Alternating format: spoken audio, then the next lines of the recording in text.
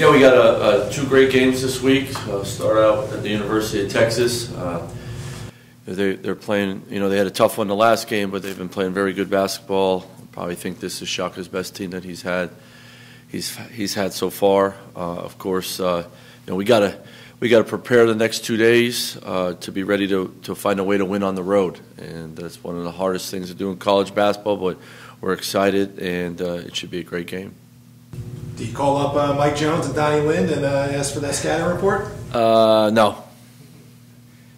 You guys operate at similar pace, similar things like that. How similar is overall you say these two teams are this year? Probably a lot more different than people think, and of last year's two teams. I think we play differently. We do. I just think offensive schemes are different, and defensively, some of the things are we've done together, and that I've stole from Coach Smart, but I think we do play differently.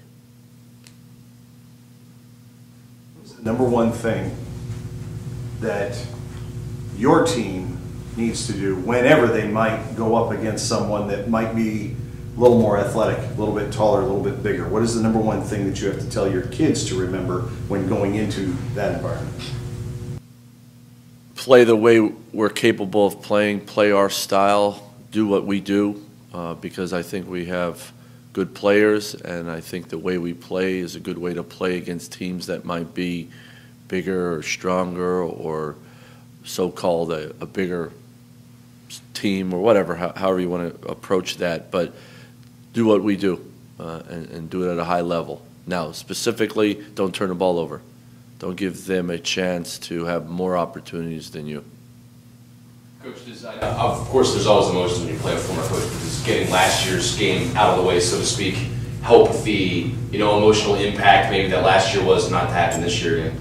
Yeah, I wasn't that emotional last year about it. I mean, you're not ruining a friendship over it. You're just playing for 40 minutes, and it's like playing pickup against your best friends and your brother. You want to win, and then when it's over, it's over. And that's how I've always approached it. I've coached a lot against a lot of my friends, and Shaka, of course, last year. I think it was probably more emotional for him to come back here to VCU than anything. Me going to Texas, not a lot of emotion there. But we got a road game. We got to go find a way to win. Coach, obviously you guys have a strong non-conference schedule. How do you feel playing these tough teams is going to help you guys with the Atlantic 10 schedule? Oh, tremendously. When you're playing teams that can win your league or should win your league, it helps you. Number one, as a coach, it helps you give you an understanding of where your team's at in the moment and where you can be. What you really, it exposes things that you have to fix before you get to A10. I think that's huge as a coach. For our players, it gives you confidence. If we can go on the road and play Texas and play UVA, we can be prepared to go on the road to play anybody in our conference. I think that's huge for a player standpoint. But in my second year, I wanted to make sure we played a really, really strong out-of-conference schedule for the program to grow, for the players in our program to grow. And competition allows you to grow. And sometimes it's tough days like the other day down in Old Dominion, and then you also see some really good wins like the Temple win, of course.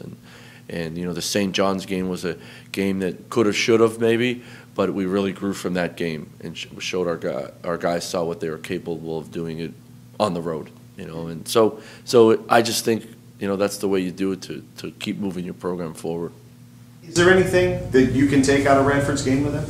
How similar are you guys to Radford? Yeah. I mean, every game. I watched 4 games in our game last year already, and there's a lot of games you could take from those games. But there's some things that Mike Jones does at Radford that we do are similar. That you can say, hey, let's keep that in mind.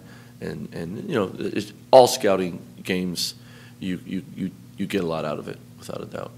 Coach, obviously, you're going to give two different teams in this road trip here. Is it fair to say that it's going to really test your guys in terms of both ends of the spectrum, in terms of pace of play and style of team, and give you guys an idea? Yeah, but that's how conference play is too. On a Wednesday, you play a team that plays slow, and wants to be methodical, and then you play another team that's going to press you and try to get up and down. So it's great preparation for A10. It's 2 road games. I mean, who else in the country this week is going to UT and UVA, right? And playing caliber teams like that. That's the fun of it. What we can learn from ourselves this week is going to be so valuable. But we want to go on the road and do what we do. From your perspective, how neat is it to see just all the college teams in the state of Virginia just, with eye-popping wins and eye-popping results? Yeah, number one, it tells you about there's a lot of really good players around the state of Virginia and in Virginia that go to Virginia schools and can play. And then it also talks about the coaches. There's some great coaches at the schools throughout Virginia. And then I think there's a lot of schools that have committed to their basketball programs. And I think that's, that helps so much. That helps the coaches. That helps when you recruit. That helps bring support for the programs. And that's a great thing. And it puts the state of Virginia and all the colleges on the college basketball landscape. And I think that's great for everybody. Did you finally see a second half effort that you were pleased with on Saturday? Just kind of getting over that psychological. Just be more consistent in our second half approach. Yeah, without a doubt. We finished a lead. We finished a game. I thought we had some really good defensive possessions in the second half that created some great offense for us. And then I thought we did a really good job of sharing the ball. We didn't play frustrated at all the other night, and we had a lead on the road at Old Dominion. But we started playing frustrated when things weren't going our way. We didn't do that. So hopefully we learned from that without a doubt. On Wednesday, facing our current Roach, been the leading guy so far. What are the biggest challenges he presents? Yeah, I mean, he's such a super athlete, long, can cover ground. He's gotten better every year with his skill with the ball in his hands, making shots, finishing at the rim, really good in transition. Got to slow him down, got to guard him as a team. He's going to make some pretty athletic plays. We just got to minimize them. We just got to make it really tough for him and try not to let him play in a lot of space, because that's where his length and athleticism as a guard, especially when he gets to full speed, that can really hurt you. And he's been doing that all year. He's gone off to a great senior season. Talking about playing a friend, not a friend as a coach, what's the biggest challenge of that? Is it their tendencies of the world, or is it how much effort goes into trying to win a game? What's the biggest challenge? Well, it's you root for your friends, and you're there for your friends when they have a tough loss, or you're so happy for them when they have a great win, and then you have to play them, and you're like, oh, it totally changes your approach. But and how you deal with that coach would, shock. For 40 minutes, we're going to try to beat each other. After that, we're going to support each other like we always have. And I think more people make a bigger deal of it because it sounds good. It's a great title for everybody. It's a great segue for the game. But for us, let's just we're playing another team. Let's try to find a way to win. And then you have great respect for that coach and that coaching staff because you have a great relationship with them. And as soon as the game's over, we're going to be cheering for each other like crazy. Coach Mark's coaching tree is spread pretty wide now. A total of 6 former assistants who are head coaches now. Just what does that say about just what you guys had and kind of built here in those years you guys are getting together? Yeah, it's really impressive. It says a lot to the character of Shaka and the people he chose to be a part of the VCU basketball tree and his family. But I think everybody has aspirations to be a head coach when they're a college assistant, and he helped everybody, including myself, grow to be ready for that opportunity and help us get those opportunities. And it just says a lot about him, not just as a basketball coach, but as a great mentor to a lot of young coaches. And even though I was older than him, working for him was so much fun. But he also gave us a lot, Mike Jones and I, and a lot of other guys, a lot of responsibility in the program to be ready to become a head coach. You remember the last time you physically spoke with him? Last week. We text a lot, but talked to him last week for a little bit. How important those conversations, just in general, or you obviously know specifics before a game, but how? Yeah, what are those in conversations? general, a lot of times it's talking about approaches, players. Hey, we're doing this, you're doing that. Or it could be great win. I talked to him right after the Carolina game. Just said, great win. You love how your team plays. Just shooting the breeze, I guess. I don't know. It's what coaches do, and your friends in the coaching fraternity. You usually talk basketball or things you're doing with your team and recruiting, just in general. It's the truth. I'm not holding back or anything. It's just, what do you do when you're on the phone with a good friend? Talk about everything under the sun. So we talk about our families, talk about other things. I don't know.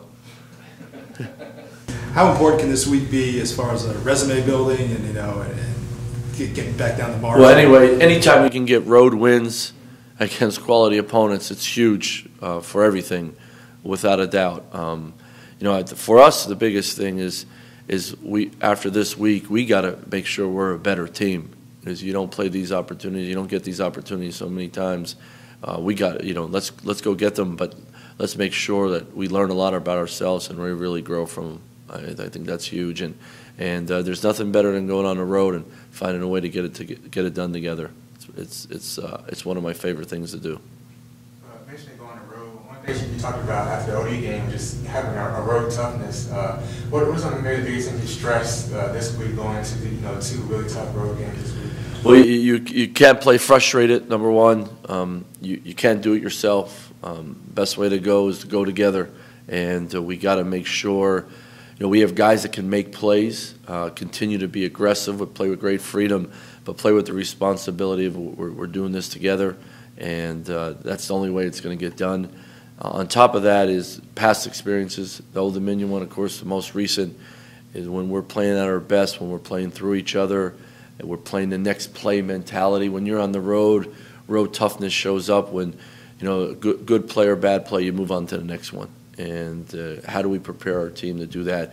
Practice really hard, keep talking about it, and our guys got to take great responsibility and next play mentality when you're on the road. Because if you're worried about the last two plays or last three plays that didn't go your way, it's just gonna snowball, and we can't let that happen. We got to make sure we do a great job being on the road, of having road toughness, strong mentality, staying tight.